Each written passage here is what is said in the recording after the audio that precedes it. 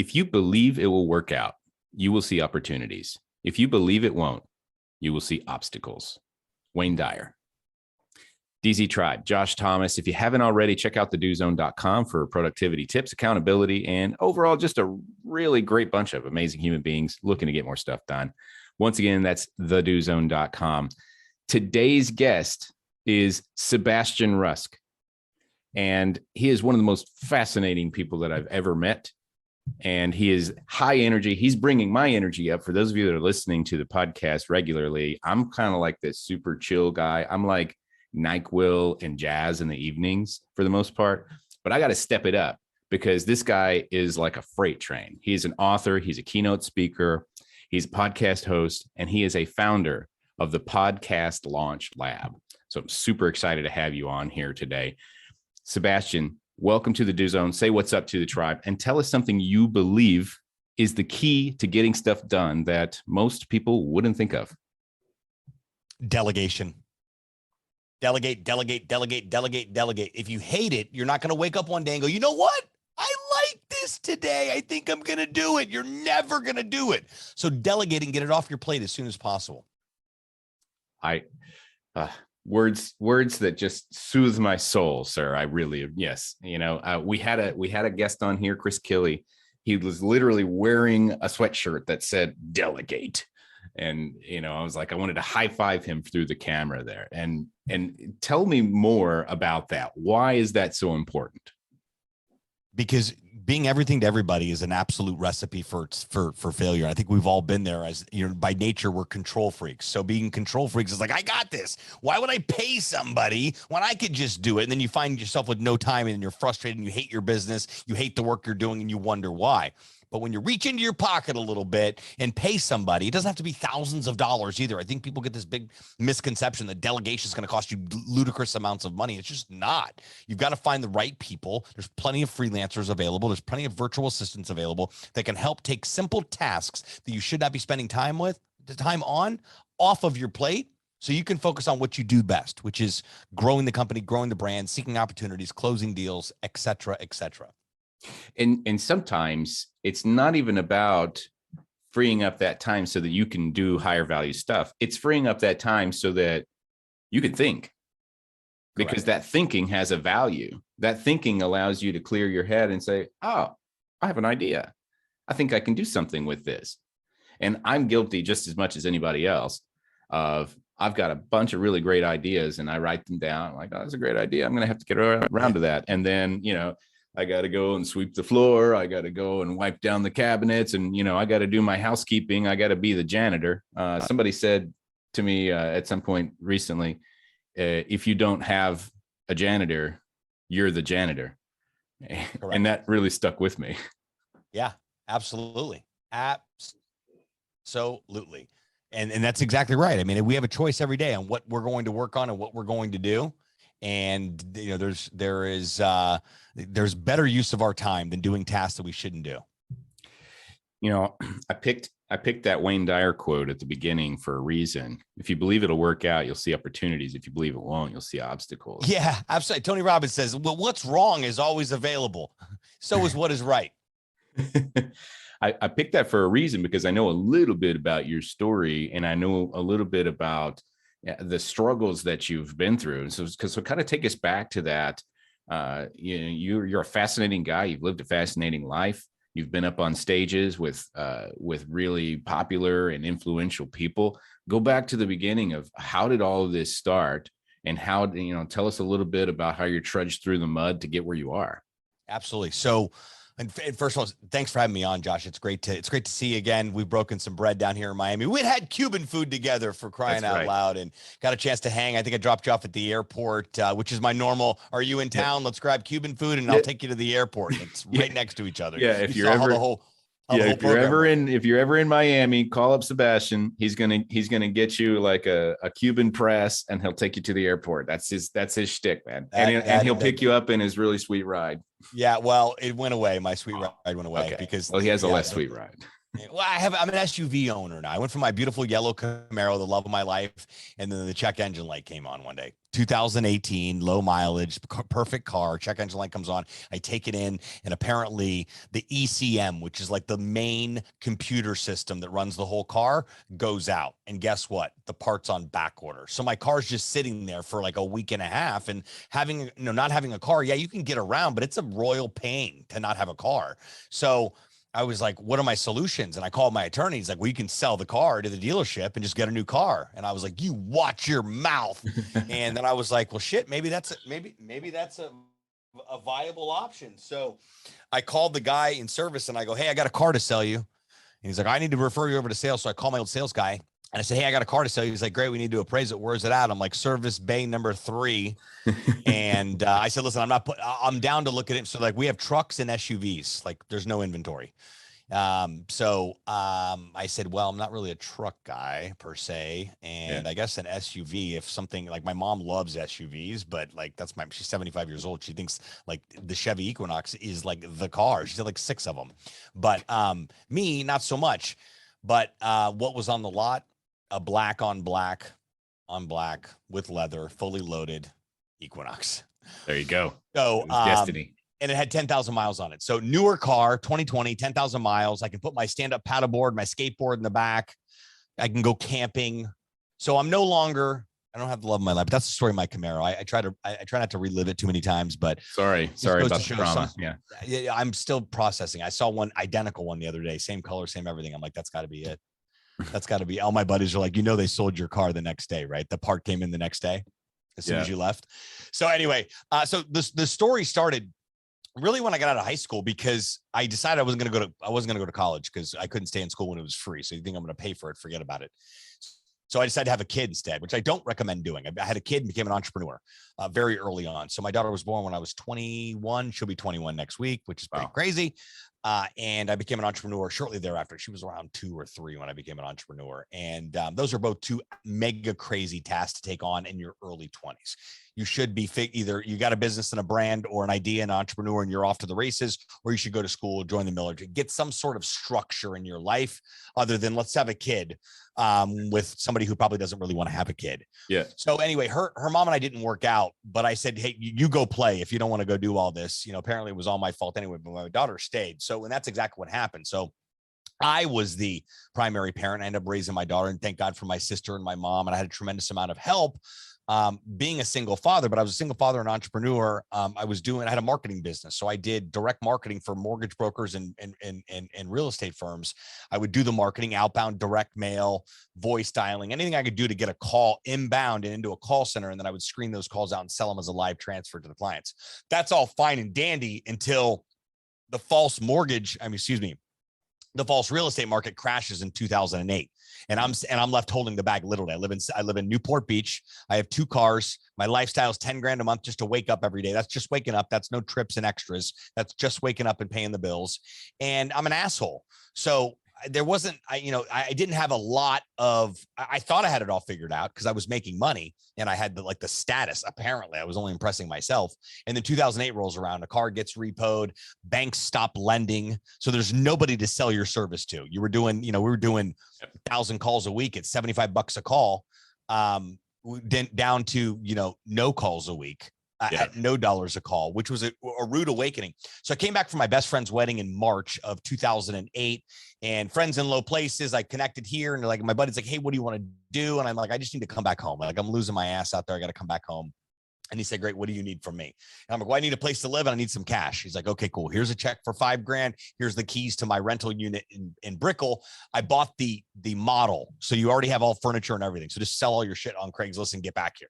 So I literally went back to California, packed up my daughter's stuff, shipped the rest of what I had here, and started all over again in 2008. Now I am defeated now in 2008. I've had both of my cars repoed. I brought one back to Miami. I'm like, catch me if you can. And they call and they're like, hey, listen, if you don't return the car, we're going to file grand theft auto charges. And I was like, oh, is that how it works? Cool. What time do you guys want to meet? That'll get you in there real fast. That'll get you in there real quick. So here I am, carless. I got a bus pass. I have a skateboard. That was the last thing I bought before I left Southern California.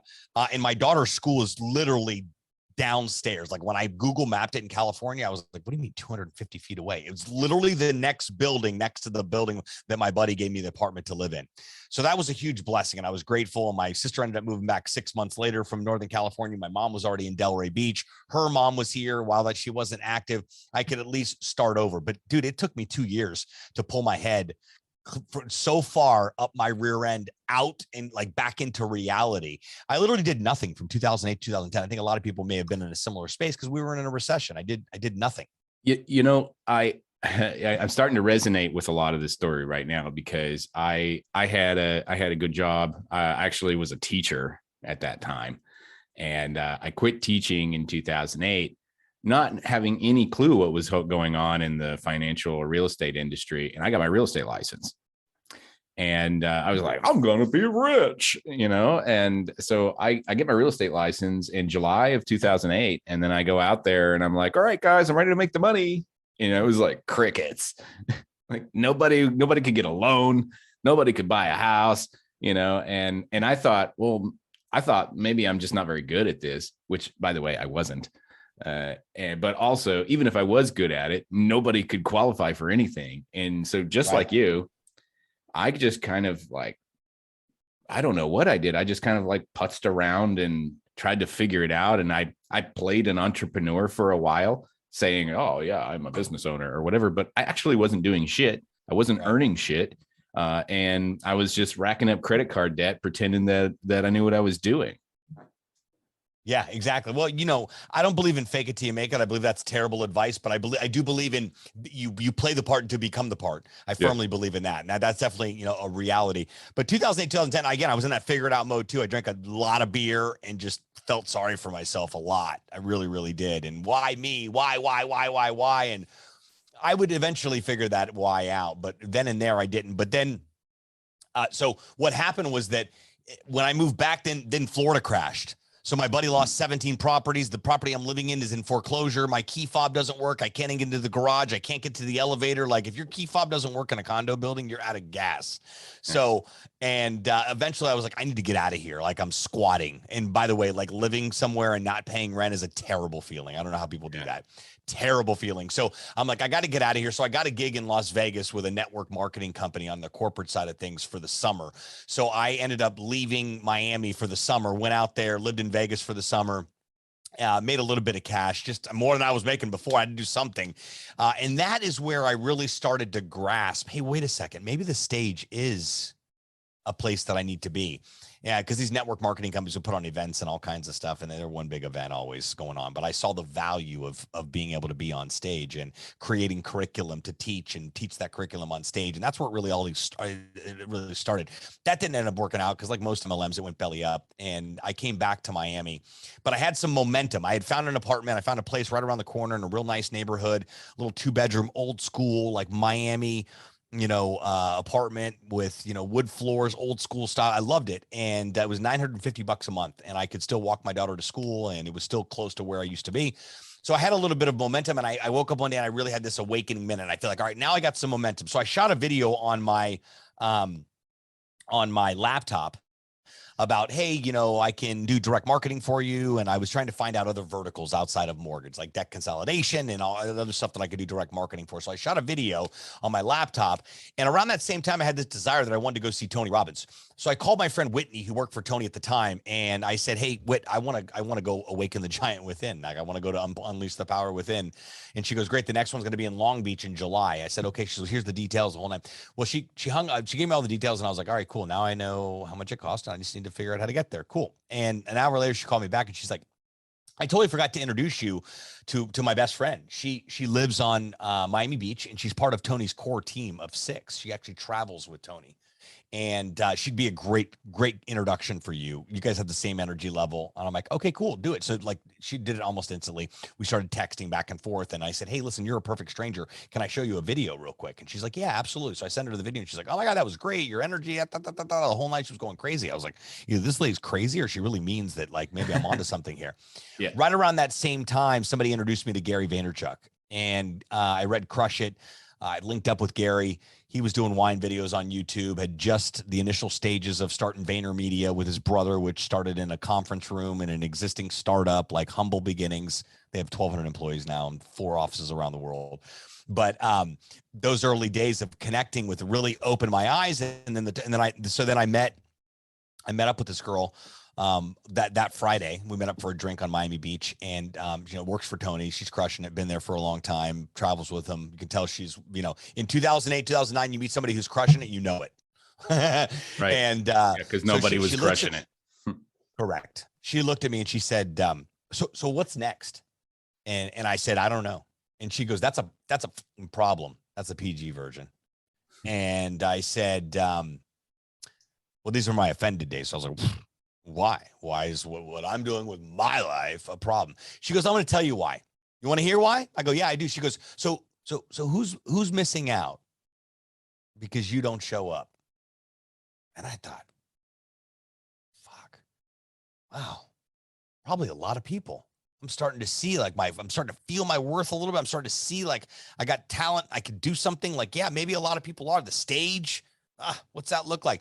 You can start a social media company. There's a lot of buzz around it. You can start a TV show, a YouTube channel. And I'm like, what about Social Buzz TV? Well, that became my first company name, Social Buzz TV. So I sent those 3 words to a designer on Monday, and I had a logo back in no time. And I'm like, great, I got a bus pass, a logo, and a skateboard. And now I got the desires back. So I'm going to start educating people. I'm going to follow Gary's lead. I got Gary within arm's reach. I'm going to follow his lead, and I am going to get out there and I'm going to educate, motivate, and differentiate the world of social media in 2010. While this stuff's brand new, I'm going to help businesses understand what they don't know that they don't know. I'm going to do this by going to networking events, and I'm going to create content. I'm going to take my flip cam and I'm going to create a video at these networking events. I'm going to say, hey, Josh, if you just let me in, I'll create a video of your event and you can share it with everybody. The only thing I ask is that you tell everybody about me and let me in. And you're like, no problem. Well, eventually I was like, maybe I can start doing my own networking event. So I would go over to Morton's and I would meet the event person and I would say, hey, listen, I want to do an event here. I don't have a budget, but I can bring like 75 to 80 people here. I need appetizers passed around and 2 complimentary cocktails. Nobody drinks 2 drinks in Miami. No one. So you'll meet my people. They'll come experience your restaurant. We'll do a networker. And then I also need the room upstairs for the next day because I'm going to bring everybody back for a social media boot camp.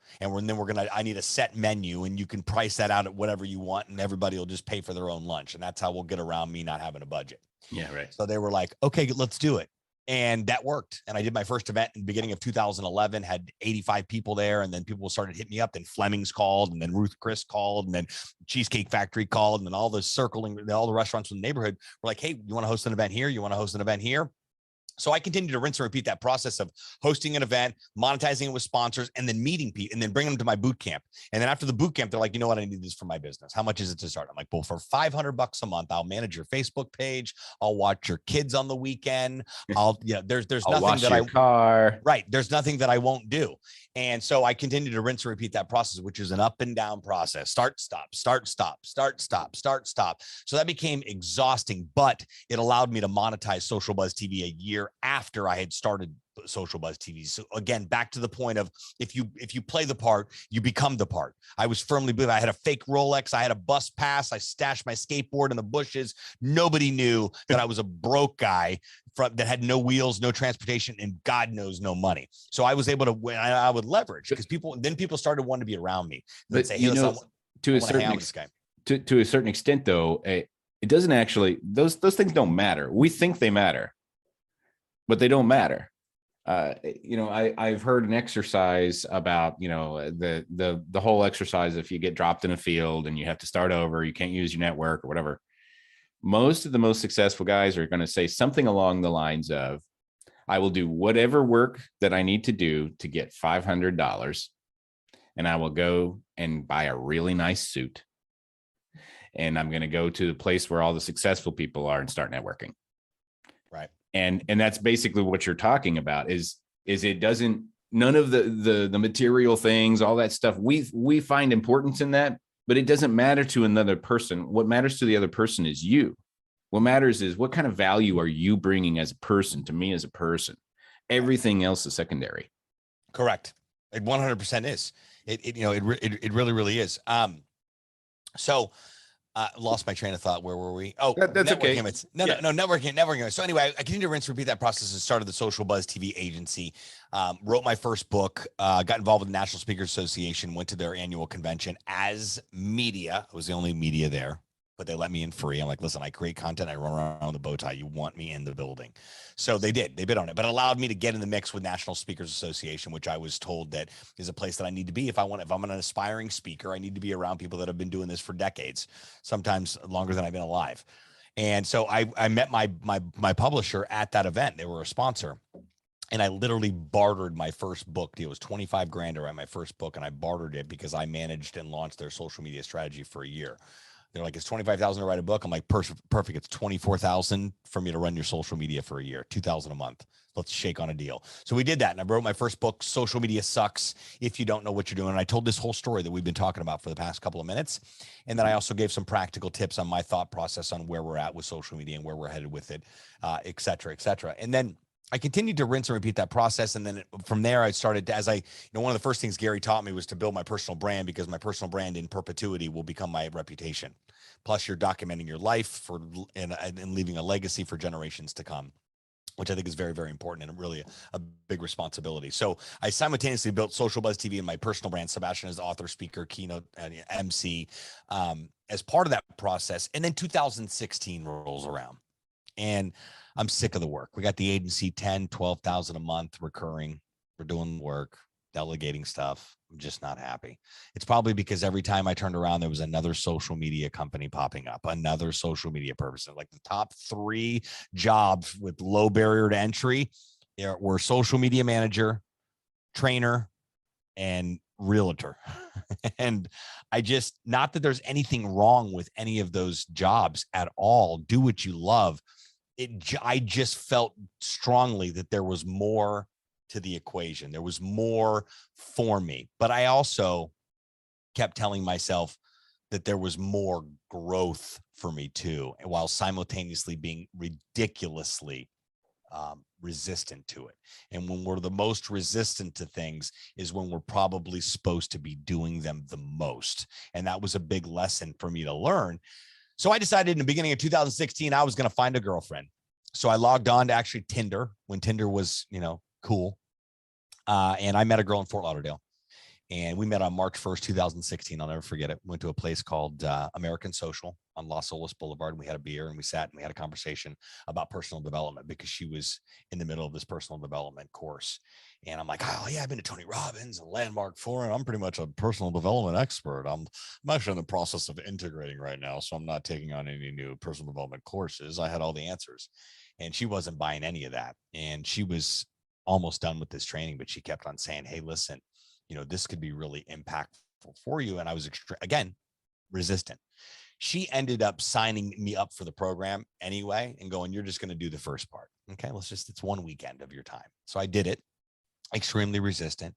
And then I did the second part. And it was just an experience that I'd never had before. Landmark, Tony Robbins, 2 totally different things, but the common denominator is separating what happened and our story of what happened, and how we confuse those, and how our life becomes chaos because of that process. When we can just live our life in a full accountability, complete ownership, in love with ourselves, attracting love because of that, and realizing it's nobody else's fault except for ours. It's not mom's fault, dad's fault. It's not what happened to you in the past. And there's terrible, terrible, terrible things that have happened to people. My parents got, go ahead. Let's dig into that just a little bit, because that's pretty profound what you just said. What happened versus our story of what happened. Correct. And we're all really, really good at creating stories. Making shit up. We're all really good at playing the victim. My dad wasn't around. And so because of that, I'm blah, blah, blah, Correct. I had a series of abusive relationships. And because of that, I'm talking about me, by the way. Yeah. And because of that, well, obviously I'm not able to trust anybody, right. And it's all bullshit that we're blaming on somebody else, because it's the story that we create to protect our own egos from taking accountability and responsibility for all the actions that we took that led us there. And now we're using this other thing as a crutch. Correct. And that's the way we live. We live in a world right now where I'll sell you my bullshit and you sell me yours, and we'll call it a deal. That's a terrible deal for both of us. I agree. There's nothing that makes deal. me, there's nothing that makes me cringe more than small talk. Exactly. Yeah. Let's talk about something that matters, or I'm going to conserve my energy. Correct. Not because I don't like you. I like you just fine, but there's no reason for us to waste energy talking about stuff that don't matter. Correct. Let's talk about something deep and profound. And so I'm curious. I'm sorry. Go ahead. About these class. No. Sorry, man. Just because I'll forget what I was about to say is that when you're in these personal development courses and classes, it's small portion is what your experience is and what's happening. It's what you're experiencing from your peers and strangers that are in the room that become lifelong friends and family that you're able to go through that experience based on what they're sharing and going. We identify our place in that story. It's wild how that works out. And that brings up another great point. I talk to a lot of guys that are looking to make transitions, and I have sold coaching in the past and mentorship and that sort of thing, masterminds. And, you get on the phone and you got a lot of people asking questions like, oh, well, how often do you meet with your coach? And, oh, well, what is how many videos are in the training program? And, bullshit like that. That doesn't matter. It's like, everything's the same. Like all cars have 4 tires and a steering wheel, whether it's a Honda Civic or a Ferrari or a yellow Camaro, and that doesn't matter. What matters is who's getting in the car with you. Yeah. That's the thing that's going to make the difference. Absolutely. I've been a part of so many different masterminds groups and all those things. And the people I see making a difference, the people that I see that are really growing. Yeah. You implement the training. Yeah. You listen to the coach and you ask questions, but the people that are really growing are the people that are locking arms with the peers around them and being held accountable and holding other people accountable, giving that value, not expecting anything back, and pushing each other forward. That's where the magic happens. Absolutely. It does. But we dodge accountability. That's just what happens as human beings. So you have to throw yourself into accountability. That's why we're part of masterminds and groups, so that when we're not showing up, we've got someone tapping us on the shoulder going, hey, didn't you say you were going to show up? I mean, why are we doing this whole thing? Yeah. So right. which is extremely powerful. But so I'm in the middle of this course. There's 3 parts. I only wanted to take 2 of the 3 because the 3, like, they added a part on, and it wasn't like the original training. So I just didn't believe in it. Plus I was like, let's get this over with. Let's get in, let's heal, and let's move on with life. Because when you go in, like, I took like the year off too, by the way. Like I lived on a line of credit. I have no idea how I got through that year, but I did. And I was not working at all. Yeah. And the girl broke up with me in the middle of it. She had to go to China for work and left for a month. And because of my resistance and pushing her away through fear and my own demons, or whatever you want to call it, she broke up with me. And I finished the training, and we never ended up getting back together or anything. But I by September, I had finally dusted myself off again and had another Tony Robbins awakening moment. And I'm like, okay, we are healing now. We understand accountability. We understand self-love. We understand everything now that we didn't understand before, which is, hey, Sebastian, you're still kind of an asshole and there's still work to get done. Why does this keep showing up? Now we understood why that showed up. We stayed curious long enough to find a solution, to do the work and find a solution. Okay, great. Now what are you gonna do about it? And I'm like, well, let's switch gears back to business now, because we're not going back to social buzz TV. We hate that work. We've done a lot. It got us as far as it got us, but we know there's more. So what else is there? So I went and rented a co-working desk at a place around the corner that same day. And I ran into an old friend that had a show on an internet radio show, which I didn't even know what the hell that was. And I said, hey, how's the radio show going? And she's like, great. And I'm like, how do you know? She's like, I don't know. And I'm like, starting a podcast is way easier, and you don't have to go anywhere, and nobody lies to you about an internet radio station being the greatest thing ever. Like, you control the content too. And she goes, but I don't know how to start a podcast. Can you help me? And I was like, Actually, I can. Yeah, of course I've had a I can. podcast on and off, and her and I started dating for a few months. We were old friends, oddly enough, and she never launched a podcast, but it was that conversation. I remember like it was yesterday because I walked her down to the elevator. I walked her to her car. She was sitting in her car. The door was open. We were just having a conversation, and that's how the conversation happened. And I went right back upstairs and I started to draft out what would be the game plan for the Podcast Launch Lab, which would be a turnkey podcast launch solution to take marketers and entrepreneurs from idea to iTunes in 90 days or less by launching their own podcast and then supporting them ongoing as part of that process. That was September of 2016. I literally have not looked back since. And everyone and their brother were like, "You're crazy. Social Buzz TV was the best thing you've had. People were paying you monthly." All my friends, mentors, attorneys, everybody's like, "You're crazy. Nobody wants a podcast. Nobody listens to podcasts. Podcasts are bullshit, yada, yada, yada," all the noise. And then by 2018, 2019, I was doing it full time. I started to phase out the Social Buzz work and go all in. And then I opened a studio in the same building that I met the girl that inspired me to start the Podcast Launch Lab. I went back and opened a studio in that same building. In fact, I opened 2 between 2020 and 2021, and then nobody went to offices anymore. So I moved everything back to my house, set up a studio in my bedroom, absolutely crushed it last year from my bedroom. And I'm like, well, if I did that from my bedroom, not getting dressed all day for a year, what's it look like to go open a new studio? And I'm like, I need old, but clean, local Coral Gables area where I'm at right now. If that shows up and reveals itself, we got a deal. And sure enough, I came back to a building a buddy of mine I know owns around the corner from where I was. And he introduced me to his guy that does all the leasing and all that. And I'm like, I don't want anything upgraded and fancy. And the whole, he goes, "All right, I'll take you to the 4th floor. We don't have anybody down there at all." I go, "Perfect." We get down here. Entire floor smells like a library. It hadn't been upgraded since God spoke to Moses, but it's clean. There's paint on the walls, and it's an empty space, 14 by 14 with a window. And I said, "How much is it?" He goes, $500-600 a month. I'm like, "Big difference, 500 or 600. Which one is it?" He goes, with parking, tax, and internet, it's going to run you $640 a month. I go, "I'll take it." Nice. So that was it. That ended up back here. We opened this in January of this year. It's 2022 right now. And, we're on pace to do 7 figures this year. So we're not bad from, barely being able to do anything, just cracking 6 figures last year.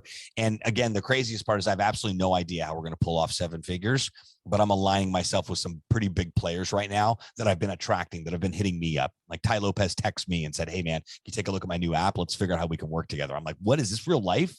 What in the world? Like what?" And then Apex has been so just ridiculously instrumental and just an apps. And my clients are now becoming like, we coach each other. It's just, majority of them are in executives. So, they've got far more success than I've experienced yet. So we learn from each other, and they become my volunteer army, my volunteer sales team. They rant and rave about what we're doing here, what we've been able to do and help them out with. So it's just been an absolute blessing and beautiful experience. And, I've been at this for 12 years now. 6 of the 12 years has been podcasting, and I still feel like I'm just getting started, Man, I love this story. You were very thorough, by the way. I feel like I know so much more about you.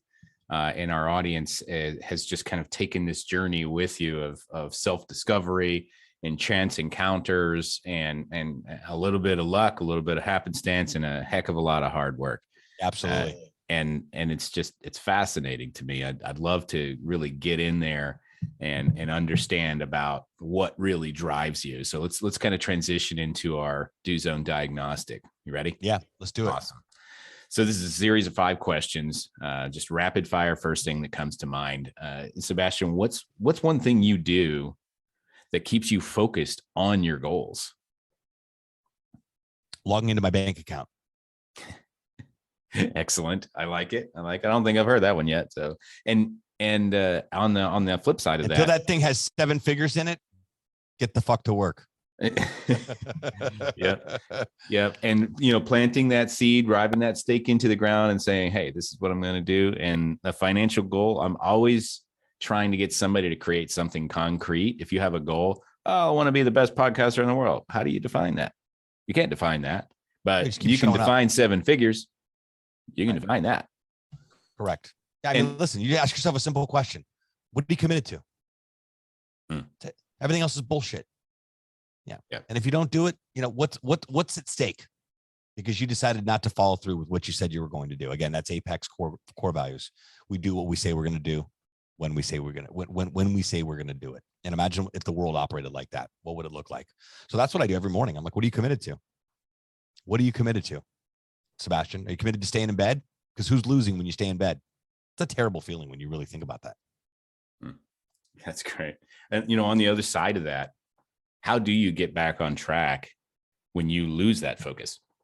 I pull the plug and go home and watch mindless television, have a couple tequilas, give the world the finger, and wake up the next day and try all over again. Not every time, but sometimes you need a hard reset like that. But there's also the beach, paddle boarding. There's very healthy things to do too. I mean, that's just, adult coloring and good tequila is one of my coping mechanisms. Works really well. You'd be surprised. Adult coloring and good tequila. It has to be good tequila, none of that Patron shit. Correct. Yeah. Awesome. And who is your support group, Sebastian, and how do they keep you accountable? I think that I'm just overly honest with my friends and the people that I associate with, my family. It's very important that we enroll people into what we're experiencing so that accountability can be derived from that enrollment process. I mean, life is all about enrollment. We're constantly enrolling people, whether it's our business, whether it's at the grocery store, whether it's a friend, family member, convincing a girl to date you, whatever it might be. Life is enrollment. And I think part of the accountability factor is if we can enroll people into the process of saying, hey, here's what I'm working with and here's what I'm up against, people can at least, people are usually going to be focused on themselves, but those that love and care about you, you can extract some accountability for that. But at the end of the day, accountability is a one-player game. Well said. True accountability, true integrity is doing the right thing when no one else is around. And part of doing the right thing is doing what you said you're going to do. At the end of the day, accountability is a one-player game. Is that what you said? That's it. Man. Or as my Latina girlfriend says, accountability. Okay. And tell me, here's a question that I love to ask just about anybody I meet. How do you approach a difficult project that you're not sure how to complete? I don't take it on. Okay. Tell me more about that. If it's difficult because it hasn't been done yet, but it's within the scope, like I have one rule. Does it have to do with podcasting? If it has to do with podcasting, I'm open to figuring it out. So and that's a matter of, sometimes like, hey, give me a minute. Let me sleep on it. Let me think on it. Let me jot some notes down. It comes to you at various times on being able to, I think that navigating through the figure it out process is there's no straight line to that. I think that the creative process is, we're inspired from various things, songs on the radio, the billboard, a friend calls randomly and says something. I mean, it comes back to the commitment again. What are we committed to figuring out? Yeah, is really what I ask myself. But when we're looking at boundaries, another very important aspect of life, we're looking at boundaries for our own life and our own business.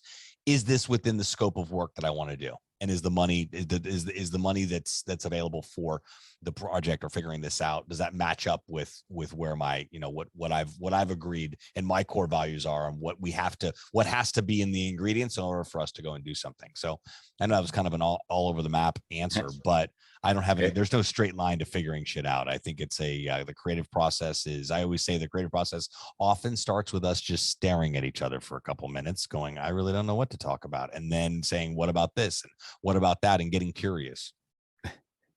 Yeah, there's some power. There's some power in the stare. That's for sure. It creates opportunities, intention, and all kinds of things.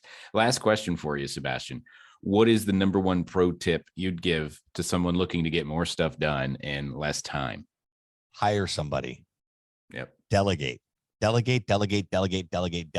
is no, if you think you're going to figure out a more efficient way to get the job done by yourself and have more time, you're lying to yourself. So figure out a way. It took me, I just hired my assistant last year. I mean, that's how long it took. I've had people doing editing and graphic design and stuff, but as far as like an admin that I can task out with stuff all day that can handle, like now I'm like, great. Now I need somebody else because now I found another role that I shouldn't be doing. So what do they teach in Apex? Fire yourself from every role in your business. Yeah. So when you can start doing that, there's a tremendous amount of freedom there. Like, I don't like to work. I don't know, I'm pretty transparent about that. Like, I want to fucking hang. That's what I want to do. I want to drink beer and hang at the beach all day. But unfortunately, success doesn't work like that. Eventually, you can do that. But still, you're going to have that itch to work anyway. So that's probably not even realistic. But I want the freedom that if I wake up and go, I'm not going to work today, it's okay. And I'm right. And I'm there now. outside of responsibilities. If I look at my calendar and we've got coaching calls scheduled and I got podcast interviews scheduled, then it's non-negotiable. You committed to it. Then it's not anybody else's problem that you don't want to get out of bed and make it happen. And you know what? The freedom may be available because you did get out of bed and actually follow through with what you said you were going to do. There's a tremendous amount of freedom on the other side of that. So I think about that too. It's kind of like the gym. Like you're never going to feel like it, like ever. I hate the gym. Things are heavy. I don't like it. Yeah. And why do I keep picking it up? And then I'm just gonna put it down again. You're gonna put it right back down. It's like making my bed. It doesn't make any sense. But why make your bed? You're just gonna get back in it anyway. Exactly. Because when you make your bed first thing in the morning, it sets the tone for the rest of the day of the task that you're willing to complete. It tells your brain, we are going to get shit done today.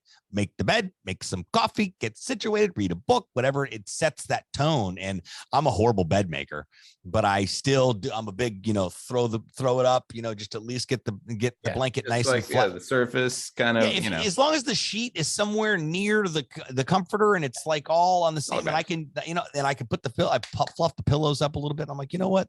It's going to be a great day, but sets the tone on what we're able to do. But those little things too, we got to train our brains to be able to do these. We're never going to feel like it most times for anything that we don't want to do that doesn't involve fun. And sometimes fun we debate too, but it's still, if we, you got to get good with the little things so that you can be trusted with the big things. And when I say the little things, it's like, I use the toilet paper roll as a great example, or taking the trash out is a great example. I'm a single guy. I got a bachelor pad. It's just my crib. The place could be a disaster for all the time. It doesn't matter. I can't live in that environment because I thrive in a clean, tidy environment, but I could leave the trash in the kitchen, overnight, or I could just literally walk. I don't have to go outside. Just walk to the end of my hallway and throw it in the trash chute. That's it. That's what I tell myself too. The same thing with toilet paper. I'm actually taking the old toilet paper or the new toilet paper in my hand while I stare at the empty roll on the wall. So these little things of just like, stop, take the trash out, take the old toilet paper roll, throw it away as part of the trash you're throwing out, put the new, and it's these little things. Got another one for you. Okay. Untying your shoes after the gym. I don't know about you, but I like to slip my gym shoes on and tie them whenever I get to the gym or whatever I'm going to go work out. I like to just slip right in them. If I look at my gym shoes and they're already tied, I already don't want to go to the gym even more. So I stop when I get home and I sit down and I untie my shoes and I sit them right next to my bed. And that way they're waiting for my feet to be slipped right back in them to the next day. So you got to set yourself up for success, but it's these tiny little, how we do one thing is how we do everything. I firmly believe that. So it's just this every little area. And that was one thing I really took, Josh, from the work that I've had the opportunity of being able to do with personal development. And that is, where else is this showing up in life? My whole thing was, I don't give a fuck. Oh, really? Where else does that show up in life? Was the immediate response. I don't give a fuck. My mom always say, well, you better start. And she's been damn right. She still says it to this day. She'll stand behind that. I just don't give a fuck. She's like, well, you have to. You got clients and people depending on you now. It's not just about you anymore. And when you're doing life the right way, in my opinion, there's a calling on all of our lives. No question about that. The only question is, are you willing to respond to that calling? And part of that calling, people are assigned to you. And to me, that's terrifying to know that I'm not showing up and other people are losing because I made a conscious decision to say, I don't feel like showing up because I don't have to, or I don't want to. You know what I mean? So, well, your calling right now has been podcasts, and then there have been people assigned to you for that. And one of the ways that you have manifested that is by creating the Podcast Launch Lab. Yep. And so talk to me a little bit about that. Who should start a podcast and what do you do to help them do it? So we've got a full turnkey podcast. Our flagship product is a podcast launch solution. It's a 12-month program, 90 days to launch. And then after that, we support you ongoing, editing your episodes, helping you create micro content. And then you have access to me on a monthly basis for ongoing support. So marketers, entrepreneurs, business owners, marketing teams, brands that are trying to figure out their next marketing strategy as far as a podcast is concerned are our ideal clients. And we do a ton of agency work now. So I have large brands, pharmaceutical companies, things of nature working on like one-off things, internal podcasts. We need 3 episodes, audio episodes for a specific project. Their budgets are always ludicrous. So I take it on because it's within the umbrella. Again, my number one rule, does it pertain to podcasting? If it does. But our primary focus as far as our flagship product is concerned is people coming and saying, I want to start a podcast. I have zero desire to try and figure it out on my own. And I'm willing to pay an expert to get me to the finish line. So that's what the Podcast Launch Lab solution does. It's 90 days or less to launch. We cover everything from your intro, your outro, your teaser, the strategy, the podcast cover art, your hosting, distribution to Apple and Spotify, and then helping you structure your first few episodes, figure out a launch strategy, get you launched, and then continue to rinse and repeat that process of recording a new episode. Our team does the production. You upload your episode and continue to rinse and repeat that process and stay consistent, but also ahead of the game. So we want people to always be 4 to 6 episodes ahead, so they can build momentum for themselves and leverage on themselves too. So that every time you're recording new episodes, you're just recording more episodes for the hopper, for whatever's in the hopper, versus it's Monday again, let's record a podcast episode. I think that's the best way. Two great ways to hate your podcast: record it every week, scheduled every week of like, I'm going to do it on Monday morning, and edit your podcast on your own. Those are two of the ways to, that's the fast track to the podcast graveyard. That's right. And I don't know if this statistic has changed, but for those who start podcasts, most of the time you don't get past 7 episodes. That's what I'd heard before. Correct. I don't know if that's changed, but 7 episodes. Correct. And what I think it comes down to, and I ran a podcast for 4 years. We did 238 episodes, and it was great. One of the reasons that we were able to do it was exactly what you just said. We didn't do the editing. And we just recorded the episodes as people scheduled. And we always had, at one point, I think we were 6 months in the can. We had 6 months of episodes in the can. I did it with a guy named Paul Moore, and Paul and I could have gotten hit by a bus and our podcast would have lived on for the next year or something. Right. Because we'd already recorded all of those episodes. Well, and it's a great release of the pressure, because all I have to worry about is getting up on a Saturday morning and talking to Sebastian. Right. And everything else is taken care of. Now I got to figure out how to do the show notes and create a little bumper at the beginning, but that takes like 2 minutes, and the rest of it, somebody else is doing. So let me ask you, aside from that, what are some of the things that you've seen as you've helped a lot of people with starting their podcast? Obviously, don't do the editing, don't get grinded out and all that stuff. But what are some other common issues that you've seen people kind of face that you've been able to help them solve? I think, not knowing how a podcast strategy complements their brand. And, what we teach here at the Podcast Launch Lab is that a podcast is your ticket in the door. It's your access key. It's your ability to network on a level that most people can't network on because they don't have a podcast. If you're calling somebody to sell somebody something, there's 100 of you calling.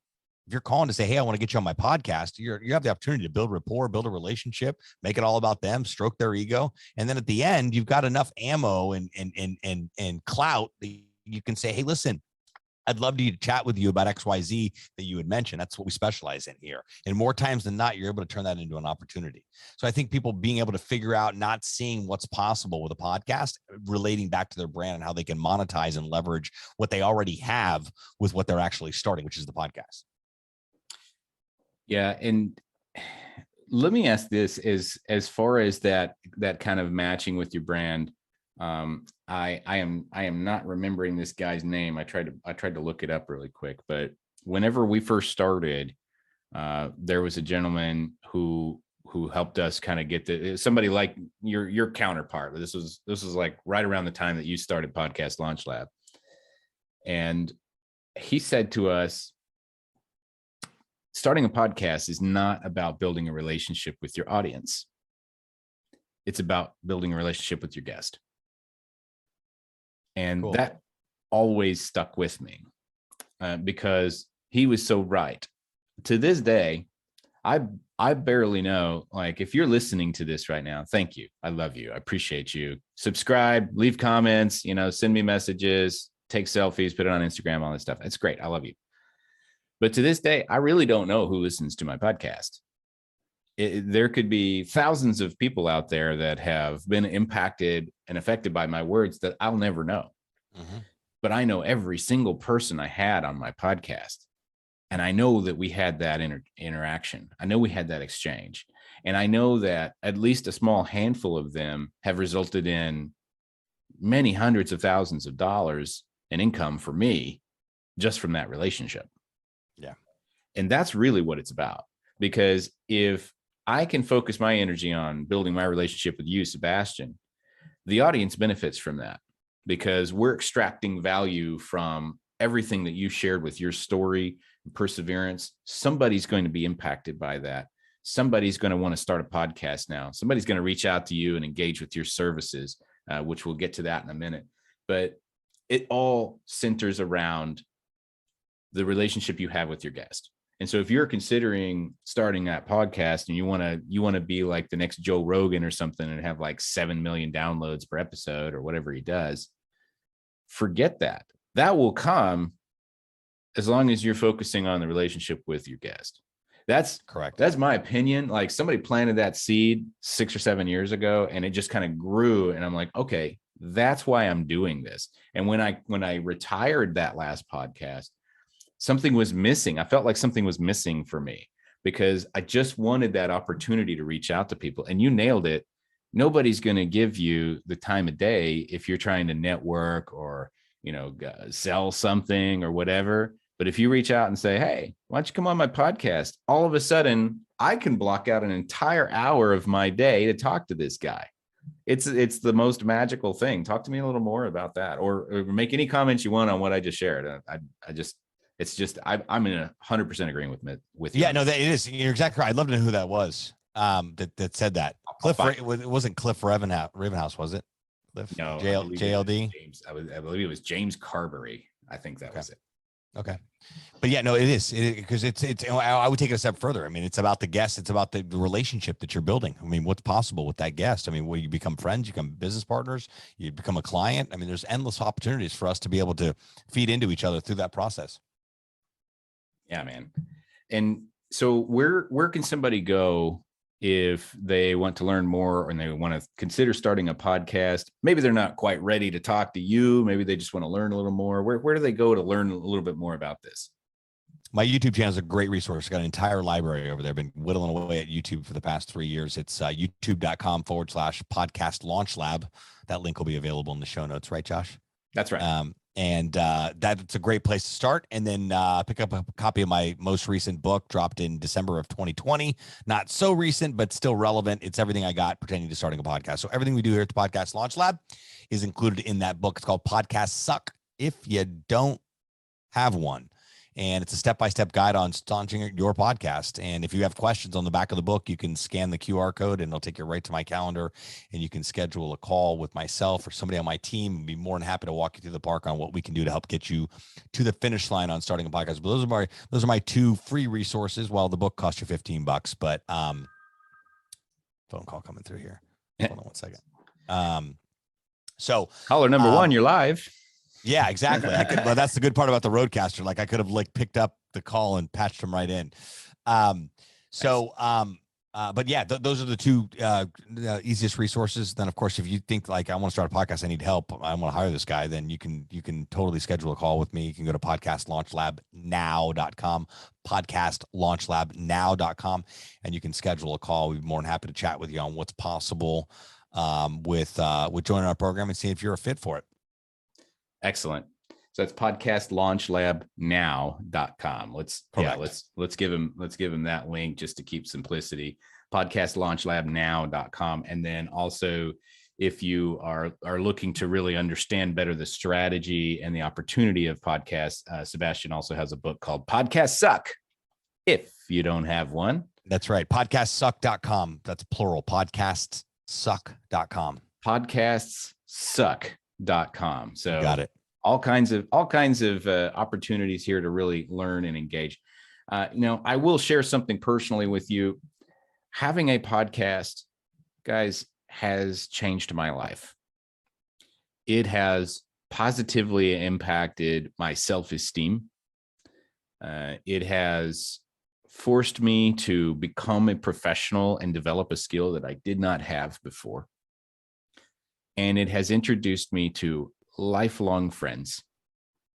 And it has created limitless business opportunities, some of which are in the 6, bordering on 7 figures, with one person that I met that I happened to have interviewed on a podcast, not knowing anything about them before. And so if you're not doing this and you want to, you need to speak with Sebastian immediately. You need to reach out to this guy and you need to get this thing started, and you need to do it the right way, because you don't want to become that statistic of creating 7 episodes and just burning out. There's a right way to do this, and then there's the stupid way. Don't do the stupid way. Do it the right way. And the reason you would want to do this, it does not have to be financial. It does not have to rely on, okay, well, I'm looking for, to grow my brand and my business. That's all great. It's important. But to me, the reason that you need to be doing a podcast is going back to what Sebastian said earlier. And I don't remember the exact wording of it, but who are you failing by not showing up? Yeah. Who needs to hear the message that you have developed and interpreted inside of your head? Who needs to be influenced by your perception and perspective of the world or some topic? Somebody needs to hear that. I'll give you one more example. The Do Zone is kind of in its infancy. We're by the time this thing gets published, we're going to be 30, 40, 50 episodes in. And I had a gentleman that I've maybe talked to once. I barely know this guy.